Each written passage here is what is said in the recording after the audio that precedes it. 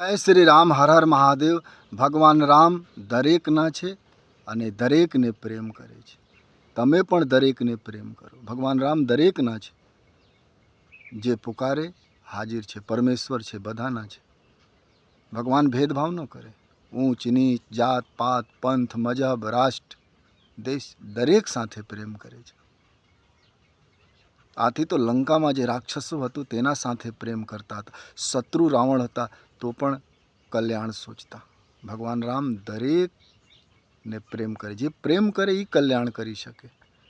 જે નફરત કરી શકે એ કલ્યાણ ન કરી શકે. શત્રુ ભલે હોય પણ પ્રેમ સોચતો હોય, કલ્યાણ સોચતો હોય, એ રામ છે. રામ સાહસી છે. રામ દાતાર છે. રામ માનવ છે. રામ દરેક સાથે પ્રેમ કરે છે. પશુ પંખીઓ સાથે, મનુષ્ય સાથે, રાક્ષસો સાથે તમે પણ પ્રેમ કરો. અને જે પ્રેમ કરે એ બૈરાગી હોય. અને જે પ્રેમ કરે એના જીવનમાં સ્વર્ગ હોય. એનું જીવન કરુણામય હોય અને આનંદમય હોય. આજકાલ લોકો પ્રેમ કરવાનું ભૂલી ગયેલા છે. ભાઈ ભાઈ સાથે પ્રેમ નથી કરતા. પડોશી પડોશી સાથે પ્રેમ નથી કરતા. એક રાષ્ટ્ર બીજા રાષ્ટ્ર સાથે પ્રેમ નથી કરતા. પ્રેમ કરો.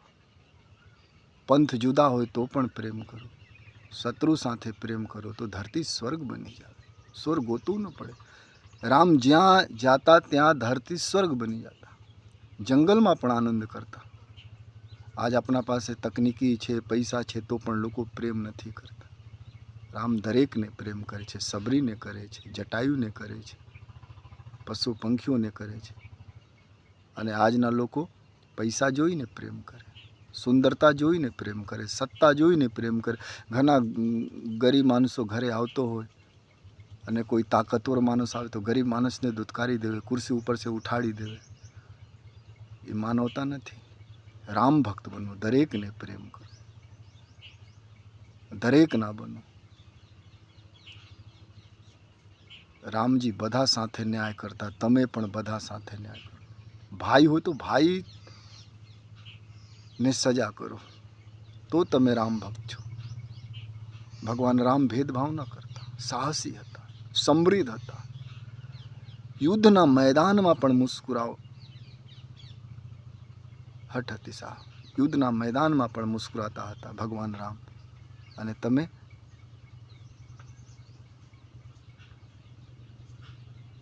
બધું છે તો પણ એ સ્માઇલ નથી, મુસ્કુરાહટ નથી. કારણ વૈરાગ્ય નથી. રામ પ્રાતઃ ઉઠી રઘુનાથા માતુ પિતુ ગુરુ નાવહિમ. આજ કોઈ માતા પિતાને પ્રેમ નથી કરતા. રામ કરતા હતા. તમે પણ કરો તો તમે રામ ભક્ત છો. સિયા રામ મેં દરેક આપનું છે. કોઈ શત્રુ નથી. એવા ભાવ રાખો તો જીવનમાં આનંદ આવે. આ તો બૈરાગી જીવન જીવે છે, સંન્યાસી બનીને રહે છે, એ ભેદ કરે છે પૈસા જોઈને. કોઈને બિજલરીના પાણી આપે છે અને કોઈને બહારની પાણી આપે છે. અંદરથી લોકો રંગાયેલા નથી ભક્તિમાં. બહારથી રંગાવવાથી કંઈ મતલબ નથી. રામ દરેકના છે. તમે દરેકના બનો. કોઈ સાથે ભેદ ન કરો. રામ દરેકને પ્રેમ કરે છે. તમે કરો. કપટ છોડી, છલ છોડી. આજકાલ તો લોકો કપટ કરે છે, છલ કરે છે. જેના ખાઓ એનું કલ્યાણ કરો. આજકાલ લોકો ભોજન કરે પછી થાળીમાં છેદ કરે. પછી ઘણા લોકો બહેન દીકરી ઉપર નજર રાખે. પણ મહેમાન રામ જેવા બનો. જેનું ખાઓ એનું કલ્યાણ કરો. જે ખવડાવે દ્વેષ મત કાઢો. શ્રદ્ધા પ્રમાણે દરેક મનુષ્ય ખવડાવે છે. મારા રામ જેવા બનો. આજકાલ લોકો પાસે થોડા ધન થઈ જાય, દૌલત થઈ જાય, અકળમાં ચાલે.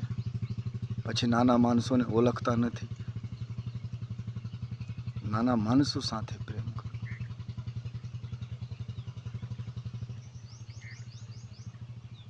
દુનિયામાં શાંતિ રહે. રામ રાજ્યમાં તમે ખબર છે કોઈ પાસે લકડા ન હતા, કોઈ પાસે દંડ ન હતા. બધા સાથે ન્યાય હોય તો સમાજમાં હિંસા ન હોય. તમે દરેક સાથે ન્યાય કરો, દરેકને પ્રેમ કરો તો કોઈ શત્રુ ન બને. શત્રુ સાથે પણ મધુર ભાષણ બોલો, એ પ્રેમ પ્રગટ થાય. રામ પ્રેમ મૂર્ત છે, રામ સત્ય મૂર્ત છે, રામ ધર્મ સ્વરૂપ છે, રામ મર્યાદા સ્વરૂપ છે. તમે મર્યાદામાં રહો, બહેન દીકરી ઉપર નજર ન કરો.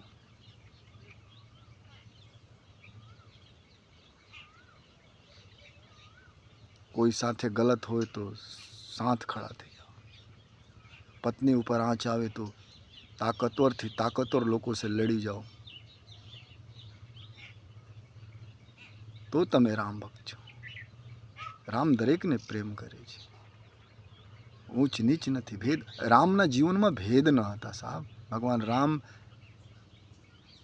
અદ્વિતીય હતા અને શીખાવે છે ભેદ ન કરો, પ્રેમ કરો. રામ ભેદ ન કરતા હતા, પ્રેમ કરતા હતા. તમે પણ જીવનમાં દરેકને પ્રેમ કરો, ભેદ ન કરો. ધન આવી જાવે તો પણ ભેદ ન કરો, સત્તા આવી જાવે તો પણ ભેદ ન કરો. ભગવાન રામ ભેદ નથી કરતા, પ્રેમ કરે છે, સહયોગ કરે છે. એના રાજ્યમાં લોકો આનંદપૂર્વક હતા, કોઈ દુઃખી ન હતા. દુઃખી મનુષ્ય ક્યારે થાય? જ્યારે લોકો પ્રેમ નથી કરતા, નફરત કરે, વૈમનસ્ય કરે, રાગ દ્વેષ રાખે. ભગવાન રામ દરેકના હતા, દરેકના છે અને દરેકના રહસ્ય પરમેશ્વર છે. તમે પણ દરેકના બનો. દુનિયા યાદ કરે હજારો વર્ષો નહીં, લાખો વર્ષો. તમે ભેદ ન કરતા, જાતિ, ધર્મ, મજહબ, પંથ, કોઈ ભેદ ન કરતા.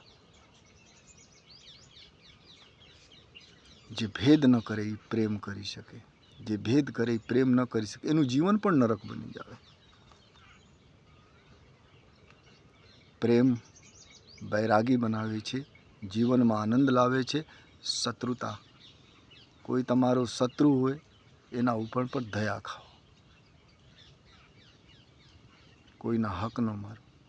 રામજી લંકા વિજય પછી લંકામાંથી કાંઈ ન લાવેલા હતા. તમે પણ કોઈના ધન ન હડપો.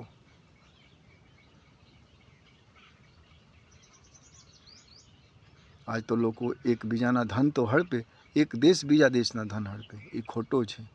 ભગવાન રામ દરેકના છે, દરેકને પ્રેમ કરે. અને એ કોણ કરી શકે? જેના જીવનમાં આનંદ હોય. અને આનંદ ભગવાનનું બીજું નામ છે. જેના જીવનમાં કામ, ક્રોધ, લોભ, મદ, મોહ ન હોય, એના જીવનમાં રામ રહી શકે, એ રમી શકે. આ લોકો માલા કરે છે પણ ક્રોધમાં રહે છે. માલા કરે છે, સંગ્રહ કરે છે, વાતો રામની કરે છે, સંગ્રહ કરે છે. નહીં સાહેબ, રામ એટલે તપસ્વી. તપસ્વી રાજા હતા. રાજા તપસ્વી હોવા જોઈએ. તપસ્વી હોય તો કલ્યાણ કરી શકે પ્રજાનું. રામજી તપસ્વી હતા. તપસ્વી મનુષ્ય પ્રેમ કરી શકે.